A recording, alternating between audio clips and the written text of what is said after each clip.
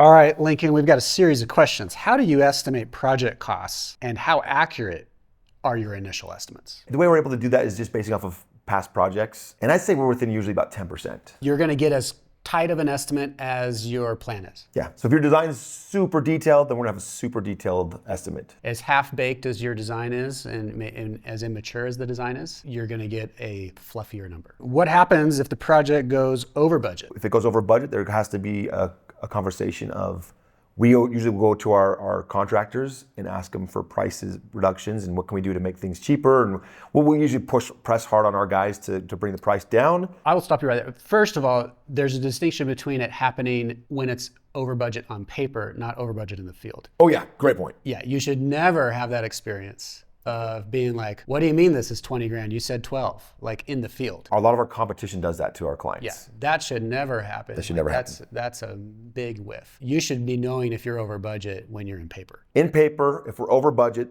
the first step is it's a 3-step process right here. What we do is we will go in there and we will press our contractors.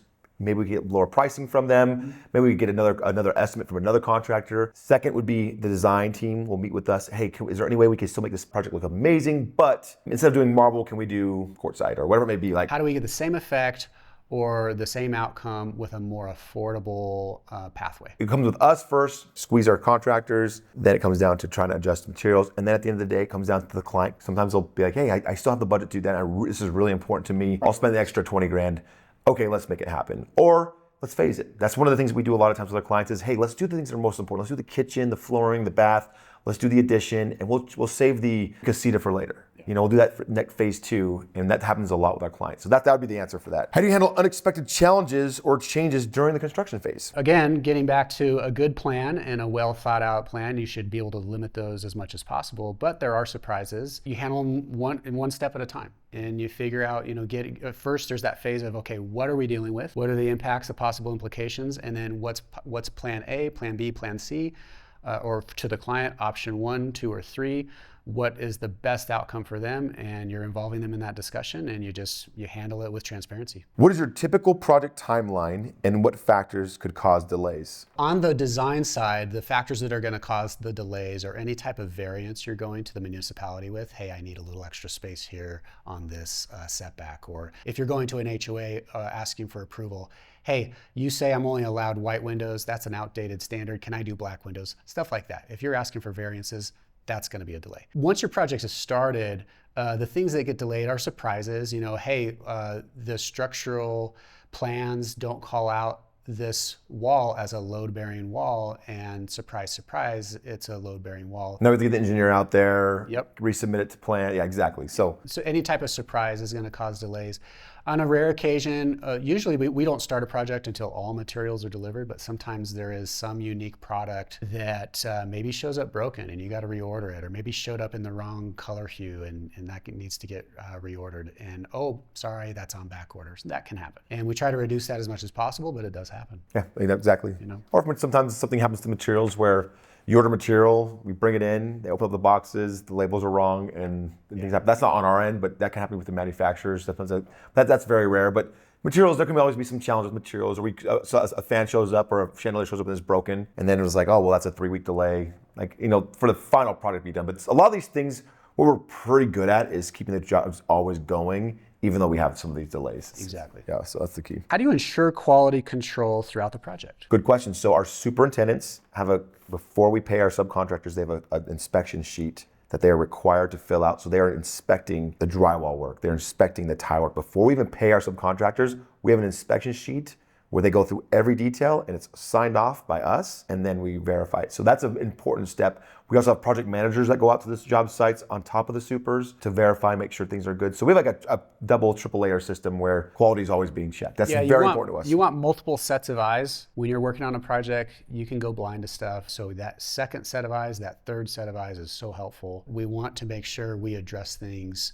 before we have to rip stuff up and redo it. We have a strong system in place to make sure that our quality is top tier. That's important for us. Can you work with an existing floor plan, or do you only design from scratch? We do both. Easy. How do you handle energy efficiency and sustainability in your projects? So particularly in Windows glass. and insulation. Yeah.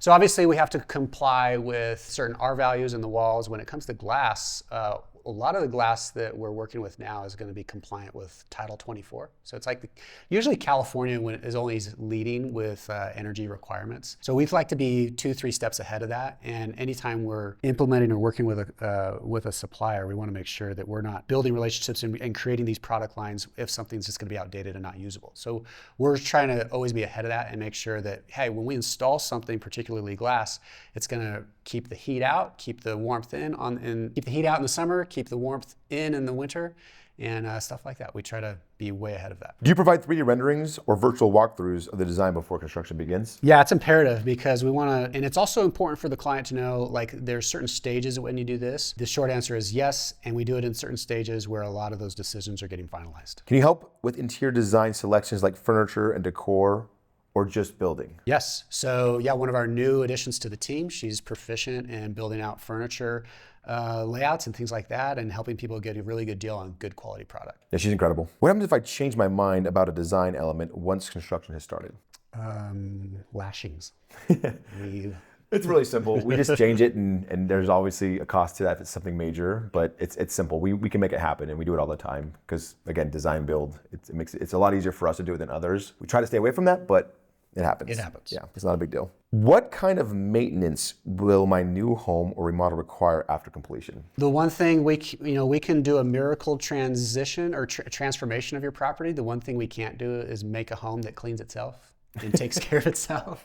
Yeah, we don't do robots. Like one day you're still gonna have to clean the home. You're still gonna have to take care of new products. Like sealing your grout every now and then, sealing your quartzite every now and then, or marble. Like there's certain things that you just got to keep up. It's not that hard. There's like 2 or 3 things I can think of. Yeah, like we've been out to projects where, hey, my slider door is really hard to open. Well, you got a bunch of crap in the track. Like yeah, you got to clean it every now and then. Exactly. And put some lubrication on it, things like that. So, I would say that our stuff, it's very low maintenance. There's not, again, it's sealants for countertops, tile, and then from there, keeping water off stuff. Yeah, keeping like, hey, wood cabinets they're not waterproof. Yeah. Don't. I have wood floors. My kids, we have an ice machine, and they spill water, and the wood below that is just completely gone. And I'm like, so like there's certain things like that. You do your best. You got to keep water off stuff, keep stuff dry, clean, and in working order. And if something is not functioning properly, fix it before it becomes worse. Yeah.